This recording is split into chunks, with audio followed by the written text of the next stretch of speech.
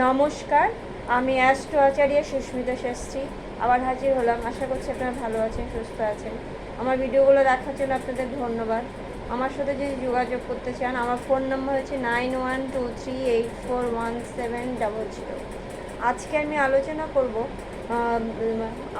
Stress নিয়ে। মানুষের শরীরকে সুস্থ রাখার জন্য ব্যায়াম অনেকেই করে, কিন্তু মনকে সুস্থ রাখার জন্য কে কতটা করেন সেটা নিয়ে কিছুটা বলবো। যে মনকে সুস্থ রাখার জন্য আমাদের একটাই মানে প্রথমত বলবো যে ধ্যান করা উচিত, মনের ধ্যান করা উচিত, যাতে মনটা আমাদের ঠিক থাকে। আর নাম্বার 2 হচ্ছে, আমরা যে সারাদিন কাজকর্ম করি তার মাঝে মাঝে আমাদের গ্যাপ নিয়ে ওম মন্ত্রটা বারবার আমরা বললে ভালোই হবে। নাম্বার 3 হচ্ছে, আমাদের ধৈর্য বাড়ানো দরকার। তার জন্য আমাদের কি করতে হবে? ভালো মানুষের কথা মন দিয়ে কথা বলুন, বাণী বলুন, ভালো গল্পের বই বলুন, সময় পেলে সেগুলো পড়া উচিত।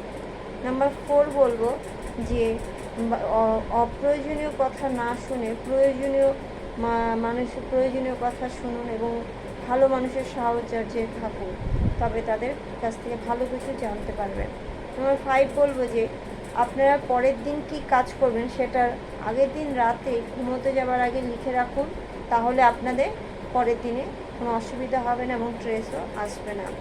নাম্বার 6 হচ্ছে যে আমরা যে কাজগুলো করব সেটা নিয়ে জানি আমাদের মধ্যে কোনো মনের মধ্যে অপরাধবোধ না জাগে, এমন কোনো কাজ আমরা করব না। নাম্বার 6 হলো, এরপরে যে বলবো সেটা হচ্ছে যে আমরা যে জীবনযাপন করছি, সংসারের জন্য যে কাজ করছি, তার মাঝেও আমাদের পরিবারের সদস্যদের সাথে সময় কাটানোর জন্য কিছুটা সময় রাখা উচিত, তাহলে পরিবারের সদস্যরাও ভালো থাকবে এবং আমরাও ভালো থাকবো।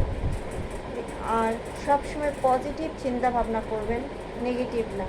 তো এই যে মনের স্ট্রেস থেকে মুক্ত হবার জন্য কয়েকটা বললাম, এগুলো সবসময় মেনে চললে এবং কি ঠাকুরের গীতা পাঠ বলুন, বেদান্ত বলুন, যে গ্রন্থগুলো আছে এগুলো যদি পান, আপনারা মন দিয়ে পাঠ করেন, এটাই হচ্ছে মনের ব্যায়াম।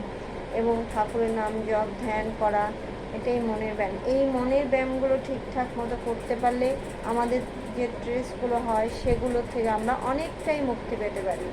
সুতরাং শরীর এবং মন দুটোকেই সুস্থ রাখতে গেলে শরীরের যেমন ব্যায়াম করতে হবে, সেরকম মনেরও ব্যায়াম এইগুলো ঠিকঠাকভাবে পালন করা উচিত।